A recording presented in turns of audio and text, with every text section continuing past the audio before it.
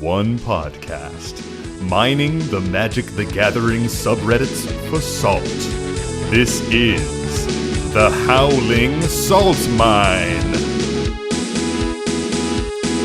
It's the Howling Salt Mine. The Howling Salt Mine.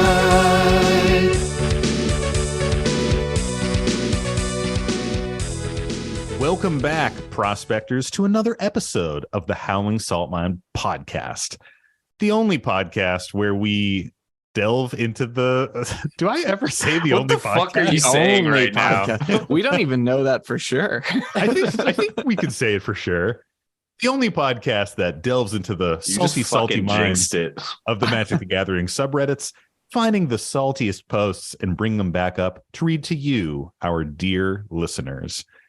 As always, I am your host, Sam, and I'm joined today by my two co-hosts, Mike and Tony.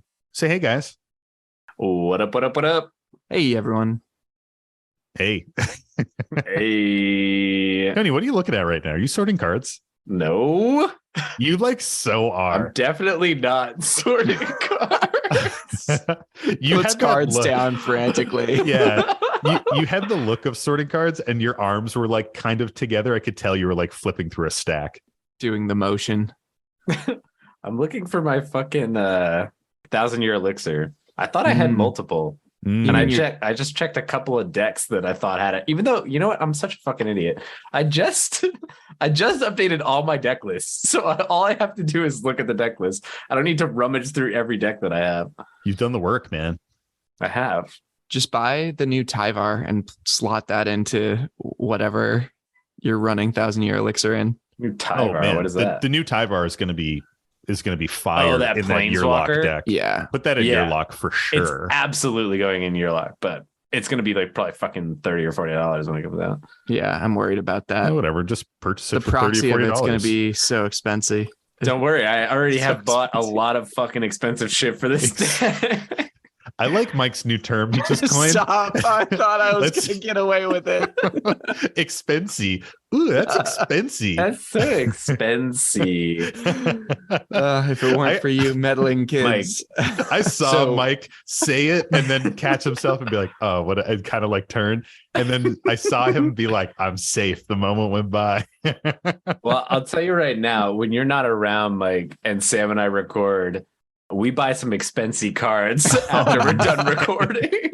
Oh my God. Yeah. Last episode was actually I have no fucking clue what order these are going to be released in because we're recording in batches, baby. Hey. Sam's going to be a papa. We got to get the backlog going. Is that a... But we had like a Tony and Sam special because Mike was away. And afterwards, Tony and I just hung out for like 3 hours and chit-chatted and bought expensive Magic cards and like egged each other on to buy expensive cards. We were like, it's the worst. I was like, maybe I shouldn't. And Sam was like, I was like, I'll do it with you. I'll buy some cards. Should. I'll buy some cards with you. Oh my God. I'm so glad I wasn't there for that. Yeah. That's a classic no self-control, easily peer pressured Sam move. Yeah. Where someone's like, I think I'm gonna do this, and I'm like, I'll do it with you. Like I didn't even ask you. Definitely picked up some spice. The problem is that like I did it, and then 5 minutes later, after I bought a bunch, I was feeling that high, and then I bought more. Oh man, yeah, see, that's the problem. I got lands that I wasn't gonna get. I got a bunch of the Infinity borderless shock lands. Hot, and they foil? Are fucking hot. No, I do not like foil, so I'm like I love borderless, but no foil for Tony. You know what? I keep like tricking myself into liking foils and being like, yeah, I'm going to get some foils. And I got some foils that came in today and they were curled as fuck, man. And I know they'll settle down. Like I got some pretty tight deck boxes and the foils do relax. But man, they were like cold from being in my icy mailbox and they were just like these hard Pringles. They would not deform and go flat. I personally find more than half the time I feel like they curl my other cards, and I'm like, "What the fuck?" And then I just get mad. Then they're consistent at least. So this is what happened to me after we ordered those cards. We ordered them. I was thinking about decks. I was like super stoked, which is pretty much whatever happens whenever I buy cards. I'm like, oh, I want to build more decks and stuff. And I catch the itch. And then like Tony, I order more cards. And I immediately remembered like all these other cards I had intended on buying. And I was like, oh man, I have to do another fucking order to buy these. Like it was only like 2 additional cards. I'm like, God damn it. Like I could have just lumped them in and had them already. Smooth. Yeah. That was part of like why I had to do another order, because I realized that I also forgot one of the specific fucking cards that I was supposed to order. But hey, sometimes you just got to order some more. I always order everything through TCG Player. Sponsor us, TCG. Sponsor us, baby. Brand consistency. Exactly. And they let you see all the cards you've ever ordered and the value. And that's the value at which you ordered them, which is kind of cool. Well, it tells you what your like collection value is now. So it'll take like the things from now, but it also tells you how much like you did order something for. But you have to like look through your history of when you bought it. Oh, okay. Interesting. But that's kind of cool though. It is and it isn't, because then you start to see how much you spent on Magic. But then I can check For me, it's like 10 years though. I can check how much I spent on those 100 bubbling mucks that I purchased, because that card's about to pop off. I'm pretty sure it's about to pop off. So if it was instant, it would have popped off, but that should stay in the trash where it belongs. You just have to run, like Leyline of whatever the fuck it was. Yeah, Vidalcan. Hey, what the fuck? That's when you know a card's good, when you got to run other cards to make it good. Yeah, I bought a Vidalcan Orrery. Never have ever played it in a deck. So I got it off the JLK hype. I was like, this card's good. I did good. too. And like now, I think that's one of the few cards that has gone down in price in my collection, that it was like on the more expensive side. I bought it when it was like 20 or 30 bucks probably. And I think for a little bit, it maybe went a little higher than that. But now I think it's down to like 10 bucks or like maybe even lower. Last time I had checked anyway, but it's definitely got trash value. There's a Vidalcan Orrery in Abdel. Nice. Is there? Yeah. Oh, that's sick. That's how fucking cheap it is. Hot for that deck. All right, well, shall we get into it, guys? We're in Ramble City. Yeah. Population Sam and Tony, really. Mike is politely just waiting. Mike is politely waiting on the world to change. This is what it was like last time Tony and I recorded. It was also much more musical. We were just like bursting into song pretty frequently. There was no one here to like stop us. Don't let me stop that. I don't want that. I like hearing you guys. Oh yeah. Mike doesn't let us sing, chat. He doesn't let us fucking sing. All right, let's talk about salt, guys. Let's get into it, right? Like, come on. People aren't here to salt? What? What'd you say? You fucking I was like, what is salt? I was like, you said it. What? You suck. What's salt? You have to say it the classic way. But Sam, salt. Fuck me. I love how you can't even get through it. You like crack yourself up. What a great question, Tony, and I'm glad you asked. Thank you. Salt is frustration in the game. It is when you're playing a 4-person game and the 3 other players that you're playing against all get a turn 1 soul ring and you don't. And you're just is left that in the salt dust. Or is that just sadness? Sadness is a type of salt, and that's a great point, Tony. Being sulky, you're like, it's like a salt packet that like touched the side of your soda cup from a fast food place and it just got all soggy and wet and it's kind of falling apart, Yeah. Get that sulky salt. What else is salt? Salt is when you're about to go for your win and someone hits you with a cyclonic rift that you didn't see coming, and you just have to replay all your shit and try again next turn. Salt can be a frustrating situation at the table. It can also be a frustrating turn of events. It can also be like the political game, the political side of things, or even the social side of things can give a little bit of salt to the players at the table. Salt is all of these things. And the reason why we talk about salt is so we can laugh a little bit, learn a little bit, and maybe avoid that salt in the future. It hasn't worked for me yet. But one of these days, I still get we'll salty. get them there. Well, shall we get into it, guys? Hell yeah. Absolutely. Let's fucking do this shit. So our first submission comes to us from one of our listeners through Gmail. Thank you for sending this in. This is from one of our buddies, Steven, who I think is actually a patron. Thanks for your support, Steven. All right. And the post goes, names, dates, genders, and locations have been changed to protect the innocent. So this is my salt question. I play in a relatively medium-sized city, multiple LGSs, so we are lucky. You've got your sweaty LGS, your casual new player LGS, your hyper pre-con only LGS that high schoolers only attend. I'm in my 40s. And your bigger layout, more expensive LGS. My child and I attend multiple locations as he is 13 and getting really skilled in his play and style. We banter about things a lot, and with EDH, there's a lot of social aspects to recognize. There's a mother and daughter who show up to play at a lot of the locations and days we do, which is typically great. But the daughter is a nightmare, about 9 years old, not emotionally ready for the game, and has a real shit attitude when winning or losing. Because the daughter plays the mother's decks, they're honestly really good if she bothered to take the time or was 3 years older. This typically just ends with the mother basically just playing both hands of two tuned high power casual decks, easily 7+ if drawn correctly, cheating blight steals and such fun things as turn 5 kills in many decks, and smoking my son and I because she won't target herself. Or her child, I guess, in this situation. I'm very interested in getting kids to play, and I don't want to discourage it at all. I think it's a very healthy way to test boundaries, problem solve, and use creative math. But damn, how can I get this scenario to change? It's leading to my son and I checking parking lots before going in because we know what she drives. That's so good. I would do the same. She tries to play with us all the time because she likes the dynamic, and my son and I are super chill and encourage her daughter. I haven't gone to any LGS in weeks because I'm getting really sick of it, and I don't know how to communicate to her that her kid is ruining it for us. Thanks. That is a tough That's so situation. tough. That's hard.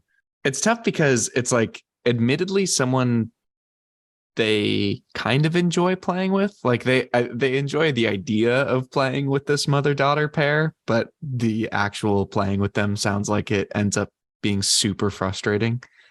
Yeah.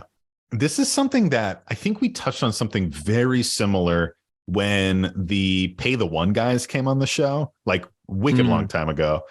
Somebody was playing against a husband and wife duo, and the husband was like backseat driving for the wife. This feels similar, but just like fully taking over. Yeah. And you have this added pressure of like, hey, I'm a parent with a young kid. You're a parent with a young kid. Like this feels like a good match at the table, you know, that kind of like play date vibe sort of situation. I mean, that's a hard one to navigate. Yeah. You can, instead of playing regular EDH, you could try doing like two-headed giant. That may or may not help your problem. The only other thing I thought of too is like, maybe it's just time to bring your own boot. Like, just get ready for a little pub stompiness. Just a little light, like not too aggressive, but they're not going to want to play with you as much if you like kind of crush their shit a little bit. Every once in a while, you know. Sometimes to send the right message to the wrong person. Like, not always, but every once in a while, you're gonna bring the boot out. I don't know. Oh my Can't god! say I've done it myself, but you know. Tony with the nuclear option coming through. The write-in did specifically say, "I'm not trying to crush someone's kid." Yeah. So I think we have to. He doesn't have to crush the out. kid; he can crush her. Yeah, his son can crush the kid. Exactly. Just be like, hey, oh, my son's playing a. Whoa, what's this? A Godot Helm deck? Like, I do love like your point though of just take the thing that's frustrating, like the 2v1v1 nature of the game, and instead just like make the fact that she's piloting her daughter's deck kind of explicit by making it a two-headed giant and really make it that like teaching experience. I think that's a great point, Tony. Yeah, because I know you also get to like, it's more collaborative for him and his son too, so they get to like share in that moment of it's like, okay, like what should we do? Like there's like a fun aspect to that. Like when we were at Magic 30 and doing like the two-headed giant tournament, like it was really fun to sit there and be like, for us, how are we gonna fucking crush these noobs? Yeah, it was great for Tony and I to fucking wipe the floor with some noobs. We are never gonna talk about not Magic 30 without you guys saying that you pub stomped. We're never gonna make it through. I mean, we already defined it. It's a tournament. You can't pub stomp in a tournament. We strategized, Mike. I think you might be misremembering. Yeah, precisely. So I really do like what you guys are saying about like kind of playing with the format. I think it would be fun to do two-headed giant and even mix it up. And like pair off the parents versus the kids. Yeah. And then that almost gives your son an opportunity to coach their daughter a little bit if they need it. And talk through strategy, which could be a cool experience for both of them, honestly. And then the parents can just kind of chill. Or even mixing it up. Like you could coach their daughter. They could be teamed up with your son, kind of like mixing up the table. The other thing that got me thinking about is a format that we used to play all the fucking time in college, which was called Star. And it's a 5-player format. And I have gone on record that I do not like I do not like Commander above 4 players, but this format actually works out really well. And basically, if people aren't familiar with this, it's a 5-player format. Everybody's sitting around the same table, obviously. And the people to your right and your left are your allies. And the people across from you, the other 2 players, are your enemies.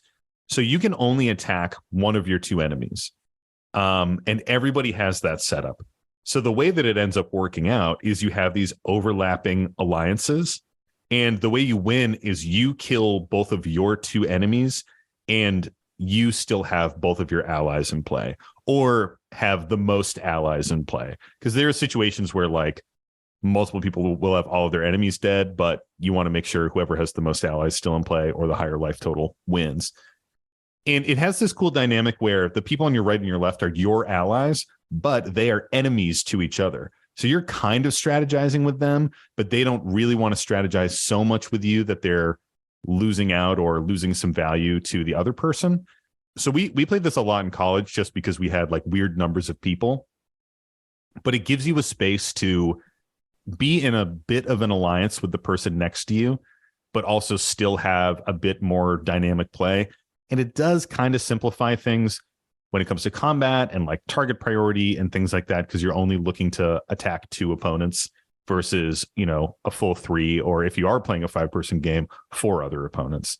So it simplifies the game a bit, but adds this like really cool political mechanic that I think could potentially smooth over some of these things. And you could also bring a 5th person to the table, and that alone may change the dynamic of playing with these people. Yeah, I will say, I think we're being a little bit generous so far with only talking about sort of the backseat driving part of this post, because the more like tricky to evaluate part of this is the description of the 9-year-old, not having the best attitude. And that's really challenging because like kids obviously are just like a little more volatile coming into things like this sometimes. And it's really hard to try and manage that while also managing the game. I mean, I did say you could bring a boot, but like, Get it, Tony.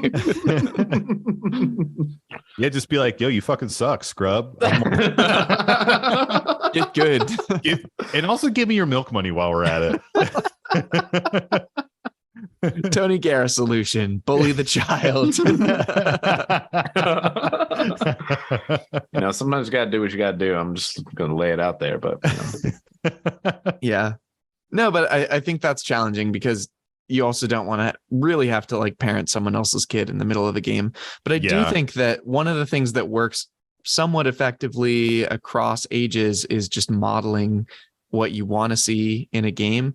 And you can even over exaggerate being considerate of things that you're doing. Pat does this pretty well sometimes, of like being like, oh, that's a great play. Nice decision that you made there. Like, just like really over aggressively like setting the tone of just positivity in the pod. Like when you lose, when you get something removed, saying, oh, you probably made the right choice removing my piece. Like threat assessment wise, that was probably a good call to remove that or something. I don't understand, Mike. But but in the scenario, they removed something of mine, right? So why would I say that? Yeah. It just exactly though. Like, make some of those examples of being a good loser, like just grossly obvious. Yeah, like, for sure. Play them up beyond even how you actually feel sometimes, because you can set that like it's okay to be targeted or it's okay for something bad to happen and still be gracious about it. Yeah. Mm-hmm. That's a really good point, Mike. Like there's an element of kind of killing somebody with kindness that I think you can bring to a table where you are radiating that positivity, maybe even over explaining some of your decisions to remove pieces. Like sometimes if someone has a salty reaction to removal, you can be like, I think we've talked about this before. You can be like, I had to remove that. It's such a good card. It works so good in your deck. You're about to do this. You're about to do that. Like I just had to, the value is so good. Kind of complimenting like their played choices, their deck style. It's a little going above and beyond. You're like really dumping the sugar on the table instead of dumping salt on the table, which, can be exhausting in its own right. But I think that it is a good move to do something like that from time to time. The other thing that I'm thinking of is you can diffuse this situation potentially with game mechanics, like a Pramicon deck, for instance, where you can only attack to the right or the left. Or other pillow fort strategies, honestly. Pillow forting up, goading, things that like Pramicon that direct the flow of combat, those types of effects can break up things like that, where it's sort of like, man, this mother is never going to be attacking her daughter. We need to kind of force that mechanic in the game. Obviously, that takes a little bit more effort. Maybe you don't want to be playing that type of deck, but having something like that in your rotation to bust out and kind of like scrub the moss off of this situation, and just kind of like make it fresh again. Something like that could be useful. At the same time, like if it's really not what you want to do, there's a conceit that all these things we're offering up is additional effort for you to fix the situation. And I will say that I don't think it is a terrible thing for you to honestly look for a car and like hit up another LGS, especially if they're in close driving distance. Yeah. Avoiding someone isn't always the best thing. I personally think that like facing challenging situations is usually the right move. But at the same time, like there's some days where I just don't have the energy and I don't want to do that. You know what I mean? Just like in Magic and in life. And in those moments, like being a little bit selfish and avoiding that situation is totally fine. Yeah, totally. Just get like a good camera setup on each of the parking lots so that anytime the car pulls in, to not go there that day. Yeah. Yeah. Or walk into the store and then be like, oh shit, she's here, and turn around and leave. Yeah. It just seems hard because like I feel like 4 years is not a big age difference for like us. Like we're more than 4 years apart in like age range and all the things. But for a 9-year-old to like a 13-year-old, it's a pretty big gap. And I think you're definitely right. There's only so much they can do, right? Like, this 9-year-old's going to be a 9-year-old. You don't want to tell a parent how to parent their child because that never fucking goes well. No. And like, I mean, honestly, it's probably all in like good fun. And she's not like trying to be a little shit, but she fucking is one. The child of the mom. Like the child. Yeah, I mean, it's just hard to navigate, especially like when people's kids are involved, because obviously like our listener here wants to have an awesome experience with their son and like really enjoy it and go to these LGSs and just like rock games and like I said, and be super chill and laid back and have a lot of fun. And I think, like you said, Tony, 4 years isn't a long time, and I think sometimes people are like, oh, you have a kid, I have a kid, let's hang out and like play a game with the kids. And it's like, yeah, but we're kind of on different wavelengths, my kid is building their own decks and theory crafting and playing their own optimized games and just playing at a higher tier level of play. It's like your kid is just kind of half piloting a deck and you're doing the other half of piloting. It's tough, especially with, like you said, you don't want to tell someone how to parent their kid. So what do we think about the salt rating here? This would make me salty, man. I mean, I don't know if it's full shaker, but the shaker is filling. Like, it is getting more and more full with each passing week that this happens. Well, it's always because two people are pouring the salt on me. Like, I've pulled out my Morton umbrella, but there's fucking two people just pouring salt on me. And it's starting to fill up around my feet, and pretty soon it's going to be in my eyeballs. And I'm going to fucking pop off and pub stomp a child and then like be a problem. Yeah. Yeah, it's tough. I think any situation where you are put in like a social position that is challenging and you don't feel comfortable going to a place and like hanging out is shitty. And it's also like to some extent out of your control. Like we've provided some kind of creative solutions because you'll probably still find yourself in that situation. Maybe some of these things help. Two-Headed Giant, changing up your deck, changing up the format, what have you. But at the same time, like, that's just extra work for you to try to solve a problem. And you're probably not going to change the dynamic of a mother and a 9-year-old. Just kind of is what it is. So I think trying to find other LGSs and, maybe scoping out a group in an LGS could also be a solution, like having a couple dedicated people that you want to play with weekly. Yeah. And like seeking those people out first and getting busy with games, and then you see that mother and daughter play games with other people. You know? Break out some CDH, and I doubt this mother's trying to get her 9-year-old into CDH, so maybe that's your. It's kind of true. Be like, this is the style game we're playing tonight. Like, these are the decks we have. Yeah, so that's a really good see point. it unless she like whips out 2 fucking CDH decks. She's like, oh fuck yeah, like I'm ready to go. Oh no, my 9-year-old's about to pilot this Gitrog deck. Don't even worry. Like, oh my god. She can't read, but she's memorized the primer out loud. Yeah. the 27 steps of the Gitrog loop. But honestly, that is a really good point. Like, maybe try to play it like a different power level and be like, yo, this is what we're trying to play tonight. We don't really want to play, we're not Dookie playing tier baby Magic anymore. I do also just want to shout out how like fucking cool and dope it is that this guy's playing Magic with his kids so often. That's like amazing. That's awesome. That's super, super cool. Way to share something with your child of the future. Yeah, this is like what I want to do with my future child. My dad barely even knows what Magic the Gathering is. He's just like, wow, your thing is so cool and I'm proud of you, which is great, but he has no idea what it is. Yeah. Like every once in a while, my parents will comment on one of the podcast Instagram posts and be like, wow, I don't know what this is, but I'm so proud. Like, that's literally a comment that I've got. There was one post that we had on Instagram where it was one day where my mom commented on Instagram and Mike's mom commented on Twitter. And we were like, yo, the moms are coming out with the support today. Like, they were like, so proud of my son. It's like so cute. There's this streamer that I watch, and he like got a world record, and his mom was in the stream, and everybody was like, "Mom's in chat," and like, it was like this whole thing. It's fucking awesome. Yeah, that shit's so wholesome. I love it. Yeah. Well, shall we move on to another one, guys? Another one. Yes. Another. So this one comes to us from Reddit, and it is a DM, but from Reddit nonetheless. And this one comes to us from user Royal Flood. So if you guys see user Royal Flood, give him an upvote. You know the drill. Spread that goodwill.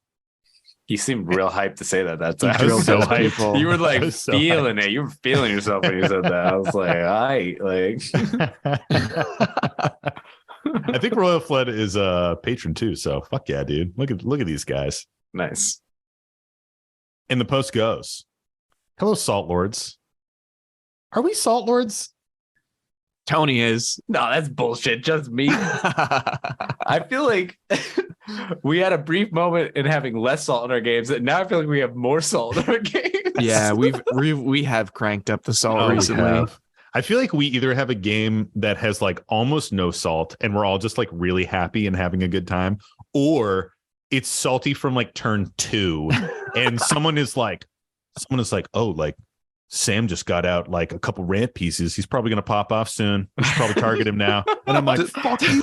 You're going to target me over that? And you're like, eat shit. And this is me and Tony. It's me and Tony. The other night we started like mad at turn order. Yeah, we were so angry. We're like, are you fucking randomized? Are you sure? Yeah. Which is so funny. And then we play CDH and it's like so polite and cordial. There's like no salt in CDH, but in our casual games we're like raging sometimes. Oh man.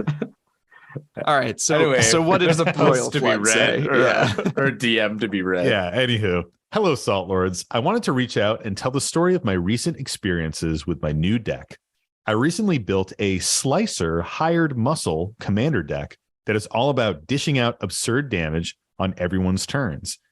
The deck seemed like a lot of fun, but my God, there is something about this degenerate robot that extracts the salt from the souls of his enemies. I recently brought him to my LGS commander night, and from the get-go, I was archenemy.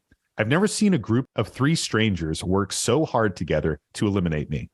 After getting annihilated multiple turns by a Kozilek and having Slicer destroyed, the table thought my terror was over, but it was not.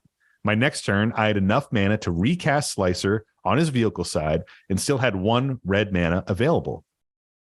I swing Slicer at the Kozilek player, who had 16 commander damage at this point. He declared no blockers, and before damage, I cast Brute Force to buff Slicer and kill the guy. He very calmly asks, "Is there anything I can do?" I respond, "Unless you have a counterspell, no, you'll just die." He then loses his shit and starts cussing and yelling about it being some fucking bullshit and packs up his belongings aggressively. The rest of the game went pretty quick, and I was shut down hard after that. I then asked if the guys wanted to run another game, as this game was pretty quick, and the Kozilek player refused. It was pretty entertaining to see it happen, but Slicer may be my friend's pod only deck from now on. That's interesting. Yeah, that's great. Is there anything I can do is a really interesting question. Yeah. That is like such a... It's like a hopelessness there that I resonate with in a major way, where I'm just like, can I even do anything about this fucking stupid bullshit? but it's also a little bit like you should know if you're able to do anything. Like you're the one that sees the things in your hand, right? Yeah, that is very true. Like sometimes things are complex. Yeah. And like I feel like we've asked that at a table before where like something's happening, we're like, wait, can we do anything? Like, can something be done? But when it's like I play my commander, I attack you, and I buff it like +1 or +2. It just feels like hopelessness. +3. Feels like hopelessness to me. Oh, +3? That's pretty good. Dude, brute strength is giant growth in red with 1 less toughness. I just assumed Slicer was like a 3. Yeah. So that's a great question, Tony, because I'm going to read Slicer right now. Nice. Also, I want to point out that Slicer is like the new hotness right now. Like Slicer was in top 16 at Silicon Dynasty, which is a big CDH tournament. Oh, was it? So yeah, dude, top 16. It was crazy. Everybody has been talking about it. I've been seeing like a bunch of builds about it. I've been seeing a bunch of people loving it, people hating it, people thinking it's like bogus in CDH, people thinking it's like the next Godot in CDH. You know, there's a lot of different opinions about it. So I think it's kind of cool that we have a post about it so you can read it and talk about it. We're fucking relevant, guys. That's what I'm trying to say. Cutting edge. When this comes out in like a month. Yeah, like 2 months. So Slicer Hired Muscle is a transformer card. This is one of the transformer cards, everybody. So the robot side of it is a 4 colorless and 1 red for legendary artifact creature robot. It has more than meets the eye for 3 mana, which is 2 colorless and a red. So you can cast it, convert it on the other side for 3 mana. It is a 3/4 with double strike and haste. And it says, at the beginning of each opponent's upkeep, you may have that player gain control of Slicer until end of turn. If you do, untap Slicer, goad it, and it can't be sacrificed this turn. If you don't, you convert it. And the converted side is a 3/2 legendary artifact vehicle. It, of course, has a living metal. So as long as it's your turn, the vehicle it counts as a creature. It has first strike and haste. And whenever a slicer deals combat damage to a player, you convert it at the end of combat.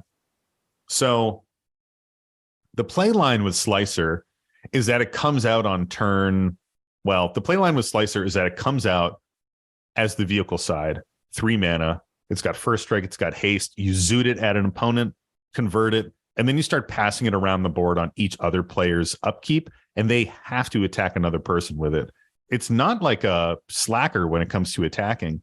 It's a 3/4 double strike. So you're putting out like potentially 6 commander damage on everybody, and double strike is hard to block, and 4 is like a decently sized butt.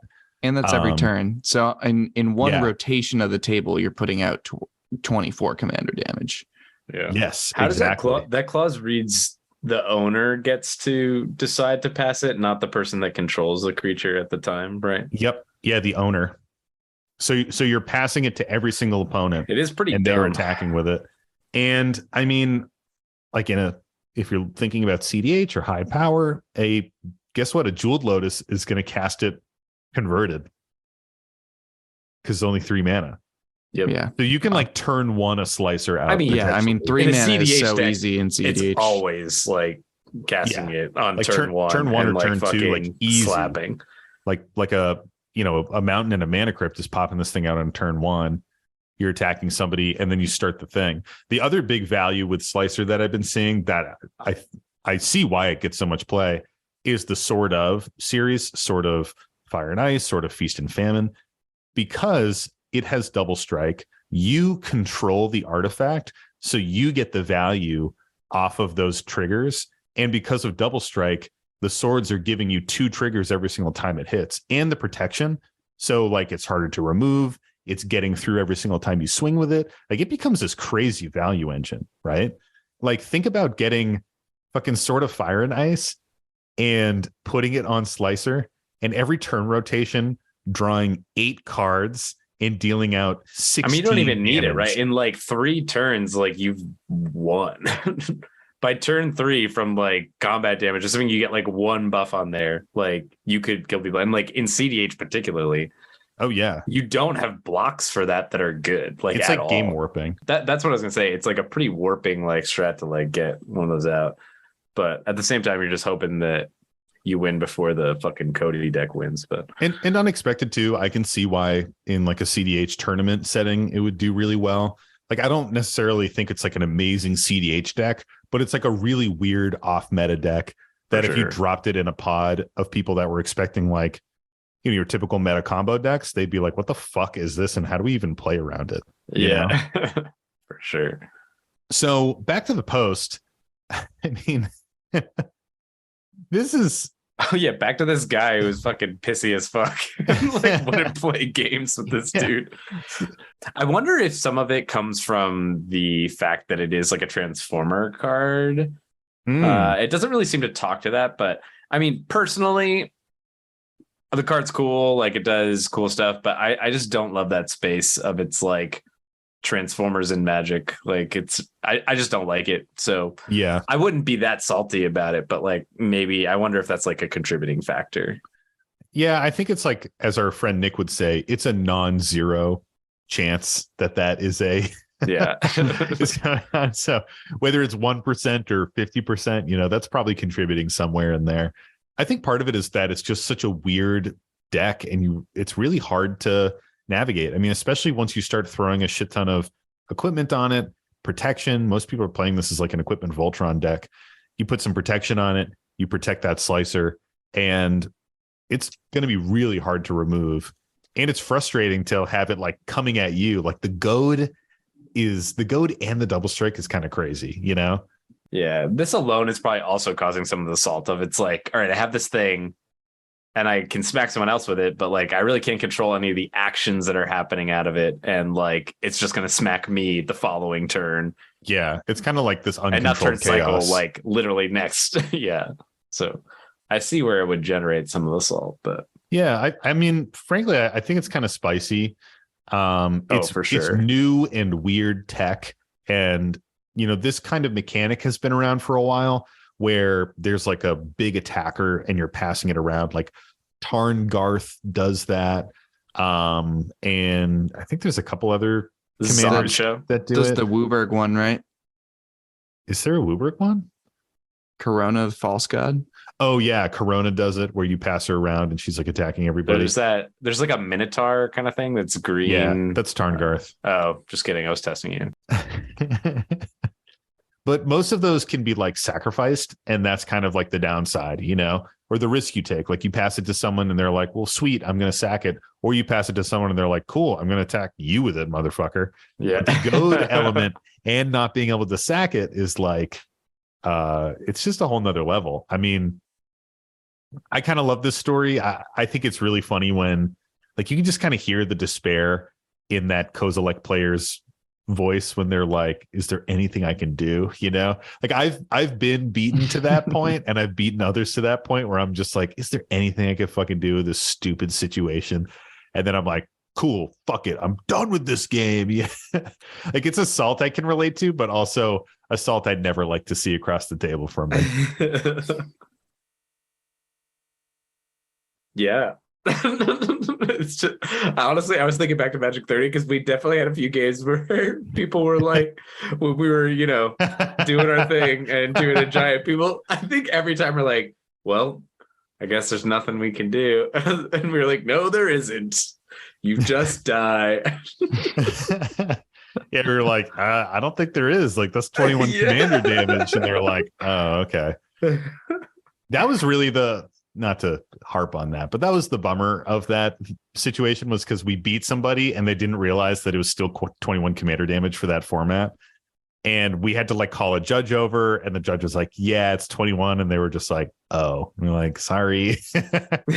Like, we looked into this beforehand. Like we planned this. Sorry, not sorry. Want those ticks. Oh man.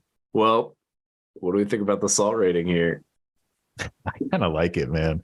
It's like the salt on top of like a nice toasty warm pretzel that you get, It's salty. Oh, I pick all that salt off. Yeah. What? You pick it off? Oh my God. Do. I'm that guy that gets like a warm pretzel and I pick all the salt off and eat it. I don't know. You eat the salt. No. You don't eat the salt? You just knock it all off? Toss it to the side. If I got a little mustard, I'll eat that. But why'd you buy the pretzel? I like the soft pretzel. I just don't like the salt on it. I don't know. Then you don't like the salt pretzel. Let me tell you, you just want to eat a warm pretzel bun. You don't want a pretzel itself. You want I mean, bread. I was always the child that never liked pretzels, like pretzel sticks or pretzels at all. Like, I don't know. Because of salt? I think so. Are we learning that you actually don't like salt right now? Well, no, it's weird because I like salt in so many other things, but like for one reason or another, pretzels are a no-go for me. No salt on pretzels. This is not where I thought this episode would go. But damn. Dark places. Dark truths are coming out. God damn. Thought I knew you, man. Well, I was going to say it's the salt on a pretzel, but, pretend, Tony, that you love the salt and you enjoy eating it. And, gotcha. Maybe it's a very salty pretzel, but it also tastes really good. What do you guys think? Salt ratings. Mike, you give us one. You're like falling asleep over there, dude. No, I think that's right for the salt ratings. I think it's that's salty good. enough to keep we me don't up at need night. anything else. Not enough to keep me up. I don't think this is insanely salty. Like the person definitely was disappointed by the situation of getting sliced apart, but I don't think this should necessarily lock it into being like a friends pod only. Like keep busting this out, see what people think about it, keep temperature gauging and experimenting with that cool new commander. There's also like a little unwarranted too, right? Because it's like, dude had a fucking Kozilek out that he was smashing face with. Like, that's a really good point. Bro. Like Kozilek is fucking crazy. Like, let's be real. Yeah. Is there anything I can do? Well, it doesn't have Annihilator, so maybe you can still do something. You don't have to sacrifice permanents, dude. Like I've been doing. Yeah. I mean, I agree with Mike. Keep playing the deck. Maybe it becomes one where you're like, hey, pod of mine that I'm about to play with, I have this kind of weird commander. Are you guys down to play against it? You show it to them, and then you just jam it, you know? And at the very least, if you're like, yo, you guys want to play a second game? I have another deck here. I think whenever you bring a deck that's like kind of like that, just make sure you have a second one so you can like chill it out for the second game, you know? I'm not going to jam Gave combo down your guy's throat like 3 games in a row. Thank you. I'd prefer if you didn't jam it down my throat any games, but that's okay. Well, beggars can't be choosers, Mike. All right, shall we move on to another one, guys? Oh yeah. Cha. All right, so this one is a direct message that we got from one of our listeners, and it says, "What's up, HSM boys? I come to you today with a salty story about borrowing a deck. This story comes from a game I witnessed a short while ago when playing with some friends. One of the peeps at the game day was playing with borrowed decks since they forgot their own. One of the decks they borrowed was a Gruul Elf Ball deck with Baloth and the Master Chef background as the commander. Ooh. Around turn 4, they had not drawn a red mana source. So they cast a Sylvan Ranger to tutor up a mountain. As they searched through the deck, they found that the deck contained 0 basic mountains. None. The player was instantly salty and kept making comments about not having red mana and how the deck was built poorly. If I only had a red mana, who built this deck? Sure wish I had a fucking mountain. Around turn 8, they finally drew a red mana source, a Path of Ancestry that enters tapped. Oh, I finally get something. It enters tapped. There were only 9 ways to make red mana in the deck. We counted. The only red mana sources were dual lands, command tower, and an arcane signet. It turns out the deck had recently been changed over from an Eladamri deck, which is mono green, and the commander and Rhythm of the Wild were the only red cards in the deck. The salt was all in good fun, but the deck definitely had some issues with the build, and the owner of the deck admitted they implemented the changes pretty quickly and hadn't played with it much yet. We continued to make jokes whenever someone played a mountain for the rest of the day." Nice. I mean, I think I've said it in the past. I even had this come up in a recent game that I was playing with some folks from the Discord, but the amount of times I have cast an Into the North where I'm trying to find a snowland in my deck and I fail to find is too high. Amazing. It's too fucking high. Did that literally come up with some of our patrons in Discord? I was playing with Dr. Black and Guillaume, and I was playing the bridge, and I cast it, and I was like, boys, You I'm still not haven't. sure that I added one to this. And you still And cast it. So I searched and searched and searched, and then I found one, and I was like, fuck yeah. Okay. But then I also drew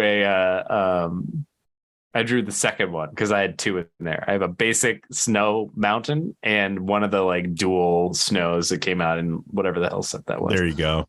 Call time, yeah.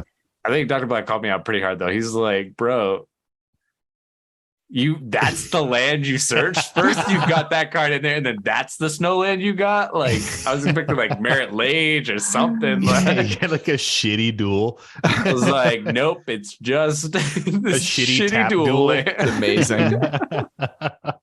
Oh man, that's awesome. Yeah, I think this is a salty story that that all of us can jive with, you know? Like, I've tinkered with decks enough and made changes, and you go to tutor something and you took that card out like 2 weeks ago and you fucking forgot, and you're like, well, I'm stupid, it's not in here. Like, I think I was playing my new which is gonna very quickly be reverted to my old build, but my new build of Marath for CDH, and I was looking for an Allosaurus Shepherd, and I took it out of the deck. I was tutoring it up with like a Ranger Captain of Eos, and I was like, oh, I'll find my Allosaurus Shepherd, and I go through the whole deck, and I don't have any of it. I don't have it in my deck. Like, I just don't even. Yeah. And the 1 cost mana cards that I had, like the 1 mana cost creatures that I had, were bad. It's like not. I was like, sweet, here's Ragavan, a card that I definitely don't need this late in the game. So, anyways, I feel like I get this. You know, it happens. It's so funny to have another person find that issue in the deck instead of yourself, because they're just like, what the fuck did you hand me? Yeah. Yeah. It's okay when this happens because someone either flashes in like even mind sensor, so like you can only search the top 4. That's like salt. You feel real salty when you're like, I'll search the top 4, and then you look at the 4, and everybody always waits. Yeah. And they're like, all right, I failed to find. And No unless mountains they here. hit it, unless they hit a land, it's usually on like a fetch land, and they're like, fucking got it, bitches. Oh, It man. like feels That is frustrating. As triumphant. the Avid Mind Sensor player, that feeling sucks. Well, when you're searching your whole deck and you're like, I don't have this card.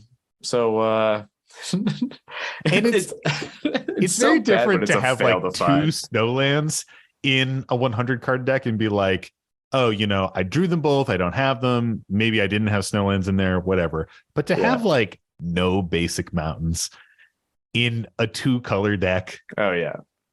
is pretty bad. Yeah. Oh, yeah, that's for sure like not how it should have been written up.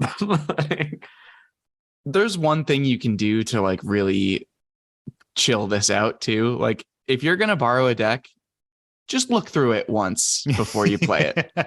Just like look through it. And you might not notice this stuff, but like you'll get a sense like, oh wow, all of this is green, like Would you? I'm not looking at the lands if I'm looking at like a deck. no, but you might might notice looking that at the there's no spice. mountains. Hundo P. I feel But like none of us would notice. But with only You'd be one like, red card excuse in the me, deck, my mana base is not appropriate for this With- deck. with Thank only you. Rhythm of the Wild in the deck, like only one red card. And that's the other thing is like, I mean, I still think you need some basic mountains, of course, because you have things that can tutor basics. But to have a 100 card deck and only 2 cards in the entire deck are red, I think like around 9 red sources is probably fine. The salt was really from like not being able to tutor up that basic. The commander's cost has red in it, right? Yeah, Baloth, the commander. I can read Baloth real quick. Yeah. That's the salt. Like I have a commander deck that I'm borrowing where I can't play the commander. Yeah, that, Nine red sources is not good for that.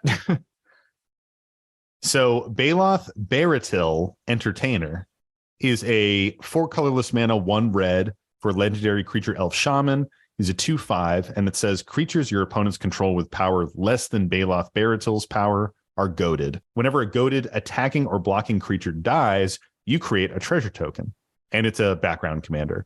Master Chef, as long as your commander's out, all of your creatures come into play with an extra +1/+1 counter on it. So it really is kind of critical because you need Baloth to be in play to have the Master Chef like active, because that's how the background cards work. So all right, I'm gonna let you guys in on a secret. You guys ready? I'm ready. I submitted this post. Oh, you fucking scrub. I saw this salty situation. I was at a game day and this is unfolding in front of my eyes, and I was like taking notes. They were like, "Are you gonna put this on the podcast?" And I was like, "Hell yeah, I am. You guys are salty as fuck. This is great." so I may have some intimate knowledge here. I'm realizing I'm like speaking beyond the bounds of the question. I mean, the fail to find on the land is like, it doesn't get saltier than that.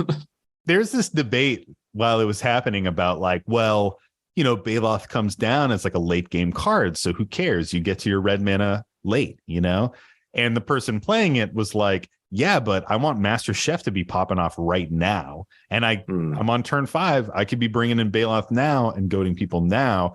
And like, sure, maybe it's like a finishing move sort of thing, or maybe it's a later game thing, but like, to be able to get it out as soon as you can to turn on the deck, like, that's the whole reason you have the strategy. Yes. It was very funny, I have to say. And they were playing in different pods too. And the person who built the deck just kept looking over and being like just like checking, like we're worried about it. So it was great. They're listening right now. And they knew that I was going to use this post. But it was amazing. It was very beautiful. I do love that it ends by saying, "We then joked every time a mountain came down." Yeah. Like that's I love the salt getting celebrated like that. That's definitely a memorable story you walk away with. Someone like discarded a mountain in a later game with that player who was salty and playing this deck, and they were like, how does that feel? I'm just putting the mountain right in the graveyard. I didn't even give a shit. And he was like, man, I wish I had one of those things. Just like kept shouting it over his shoulder, like, wish I had a mountain, you know. So good. What do we think about the salt rating here? I feel like I have to recuse myself. I'm too involved. I mean, it's such a like sad, funny moment when it happens. Like anytime I go to search and I fail to find, it's because it's usually my own fault. It's rarely that it's any other reason than I didn't put a card in a deck or I thought something was there and it's not. And so I'm just like, well, I'm sad, but I failed to find. Would you be saltier if you didn't fail to find because of your fault? Would you be saltier or less probably. salty? I would be more salty if like somebody had milled a bunch of my shit and then I went to find it and I was like, fuck, it's in my graveyard. But then it's still my fault because I knew that it was in my graveyard and I still went looking for it. Oh, I meant if it wasn't your fault because someone else built the deck. Oh, I would just kind of laugh, I think. Like there's something about searching up a basic land and it not being there in like your fucking red green deck, like Yeah. like I just don't know what I'd do. I'd be like, literally nothing. There's literally not a single, like even CDH decks all usually run one basic land. Yeah, at least of we each at least of the got land one types that you could have. Like, I think I would be really sad. Like, there's something about letting someone else play one of your decks where it's different than like me playing my own deck. Like if I play my own deck, I'll misplay, I'll do whatever it happens. If someone else plays my own deck and they're getting like mana flooded or like things aren't popping off or, you know, something that's just like weird with how like the deck is playing out, I immediately have like anxiety. I'm like, yeah. And I'm like, oh, it doesn't happen all the time, you know. Yeah, the deck is good. It's a good deck, I swear. Trust me, please. Just I know how to play Magic. Please, no one attack bro. him. No one attack him. Just get a couple more turns, and you're gonna pop off. Come on, it'll be fine. And like, if someone tutored and failed to find, I'd be like, oh my god, like, I'm sorry. I concede right now. I'm so sorry. I'm playing in a separate pod, but I concede. Like, but that's just me, and I have extremely high anxiety. How about you, Mike? I think this is a pretty high salt, but it's a salt that's nice, a nice quality of it, because you're gonna be remembering that salt with your friends. Yeah. Is it that time of the week? Ooh, It is. I think it is that time of the Hey. week. I think it is. Yeah. I think it's the time of the week where we say, Mike, what's the salty card of the week? The salty card of the week this week is I must hear the salt. Hear a salty card for Tony and me. Oh, we got there. I was like, what the fuck is he doing? Read the card. Read the salty card for us to see. that's a song. Tell us probably. the card. The salty card. Mike, will you tell us? Come on, tell us, dude. The salty card of the week this week card. is, And we cry salty tears. That was your The best one yet. salty card. And then there's, you know, it gets into it. I won't lie, I didn't get it in the first bar, but then we got there. I've been listening to a lot of classic I totally rock. got there too. Yeah, I definitely know which one that was. So Mike, you don't know that that was song? Bohemian Rhapsody by Queen, right? Like, come on, Come Sail Away by Styx. Give me a break. No, I guys. know what it fucking was. I know That's you know like- it, Tony. Stairway to Heaven, right? Mike, Yeah. Mike, listen to that song. Crank up the volume, dude. Put on some headphones. Listen to that Crank song it. and fucking sail away, my friend. Crank That is it, a what? good song. That is a great song. I honestly like I really just like the beginning. When it The like beginning is amazing. converts. Yeah. When it converts to like the more rock feel, I like it less. But I Yeah, always I used to agree. think what a great musical theater person he could be. He could be in Les Mis. Yo, if that song was in Les Mis, I'm fucking all over that shit. They Give wouldn't me be a- so Miz anymore. Give me a clap. Lin-Manuel, I know you're listening. Write a classic I know rock you're listening. rendition of Les Mis, and I'm fucking all over it, dude. Some kind of rock opera. Oh, rock operas, love it.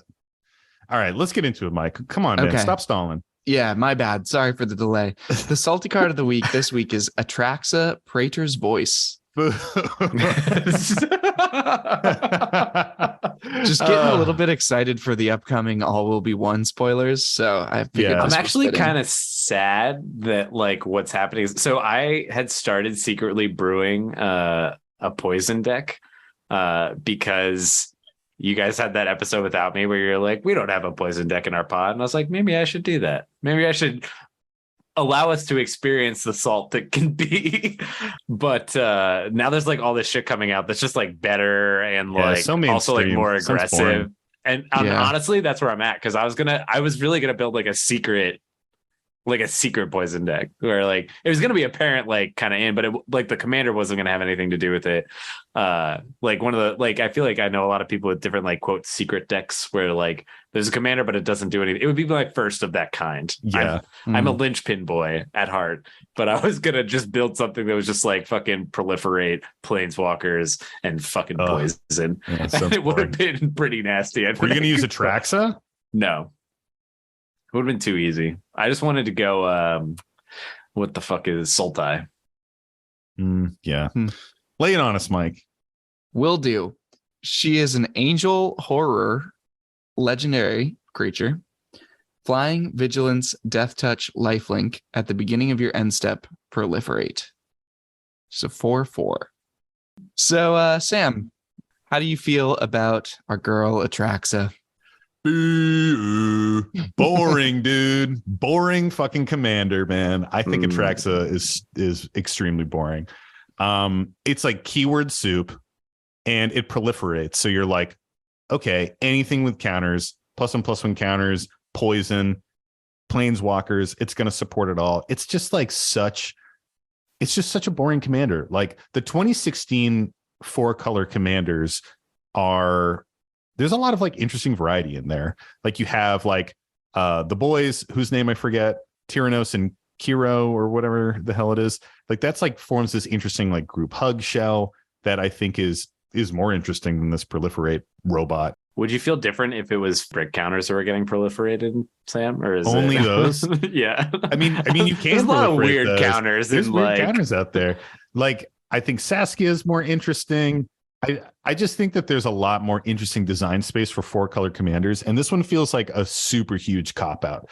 And because they're like, okay, it's 4 colors. We're going to give it 4 keywords, 1 for each color. And then we'll just give it this incredibly generic ability that can pop off with pretty much anything that you put into the deck. Like, I don't think it's hard to build an Atraxa deck. You just put +1/+1 counters or planeswalkers or poison counters in it. And you're like, sweet, look at me go. It's one of those decks that every player builds at a certain point in their EDH career. They're like, all right, I'm going to give Atraxa a shot, you know, but it just feels so bland, man. And so like overdone. I'm not a fan of Atraxa. Come at me.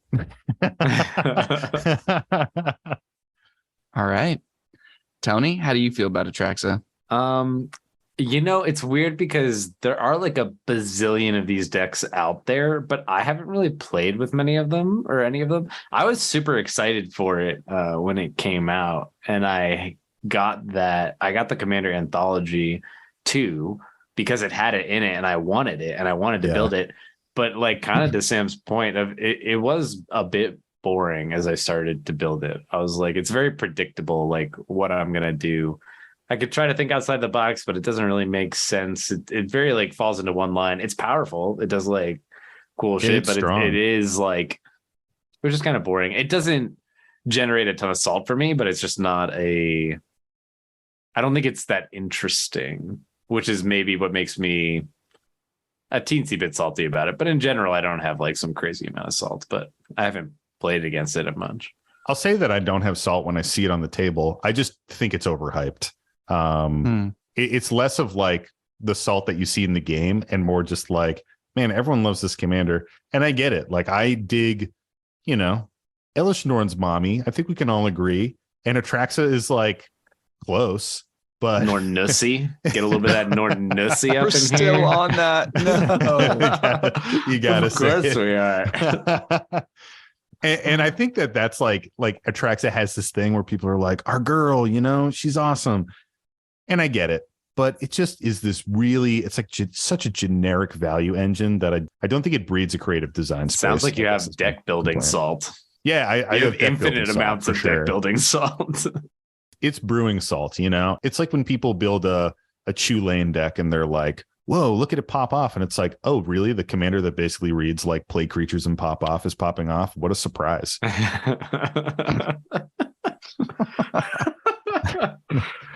Whew. Zing, baby, zing. How about you, Mike? How do you feel about this? The salt that I have about this is that I wanted to build it, and then some friends like started shit talking it, and now I don't.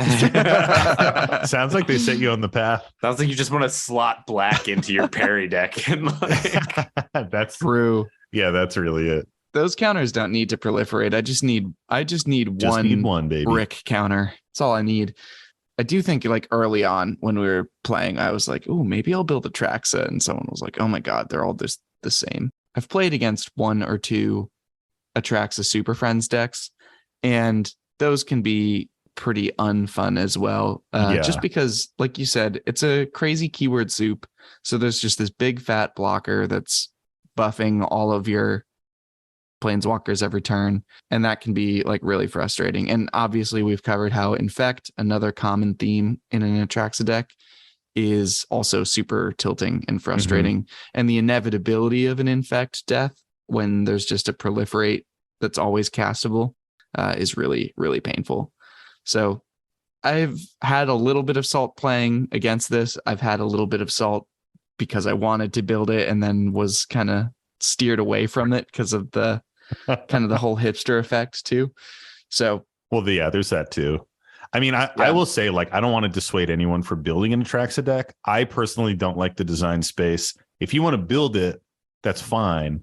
But there's, just so many out there. But we talked about this on our episode with Joe Johnson. Like, it's totally cool to play these basic decks. I think we were calling them like basic bitch decks. It's totally cool to play those decks. I have a Rafik deck, which is like the most poster boy of a Voltron deck, and I get a lot of joy out of playing it. So if Atraxa is your jam, like, play it.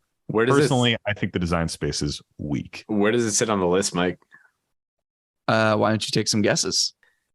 Let's see. I'm gonna say 67. I think it's very little salt. And I'm gonna do let's say, give me a 42 there, Mike. Ooh, you think this is really salty, Sam? Because I think people associate Atraxa with poison and Super Friends, and people do not like that. This is just 99th What? on the list. Oh my God. Love That's that. so far Barely off. on there. Barely on it. Just Wow. hanging on. Yeah. Falling do out of love favor. That's interesting. Yep. Interesting as well. It was not even on the top salty cards last year. That's not crazy, right? Maybe the salt people Surprised. feel is that they're just sick of seeing it. They're like, it's just boring.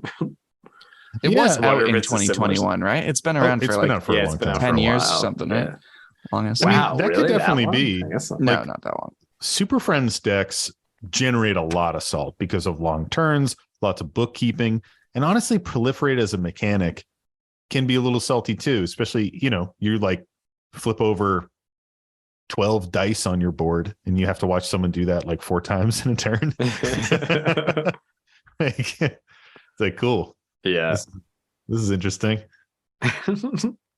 Totally. Yeah, that's interesting. It's I mean, clearly way lower than I thought it would be. Yeah. I think that's a fine place for it, Yeah. Yeah. Just towing in, just barely in there.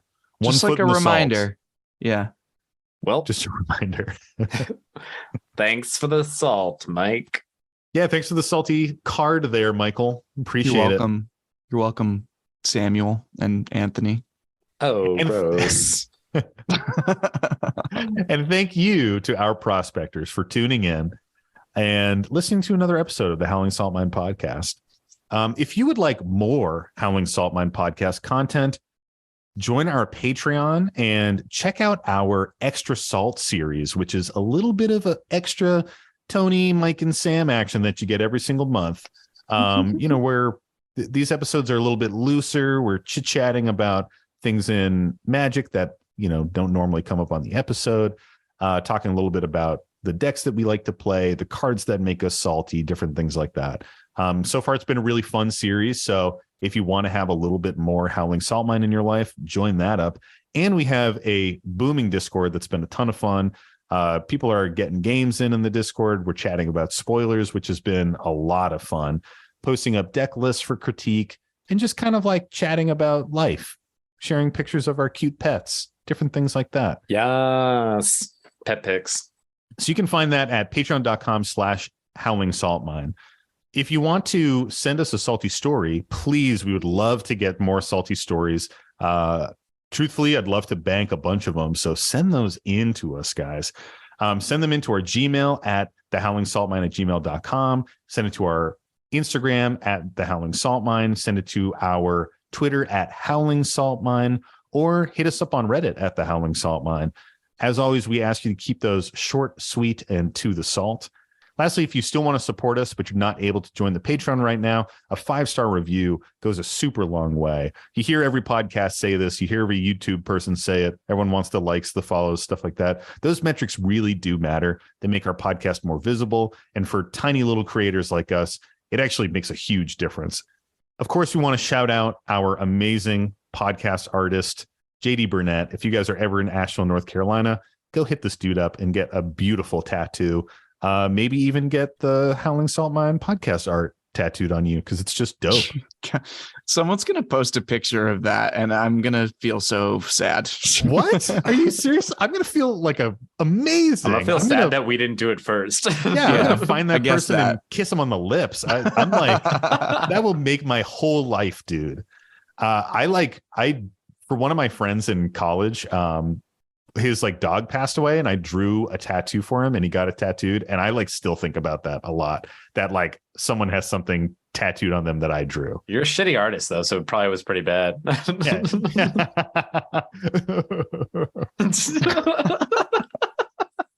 And as always, stay salty, and don't forget to draw an additional card during your draw step.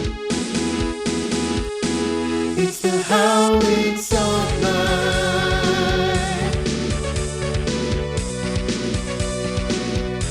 The Howling Salt Mine.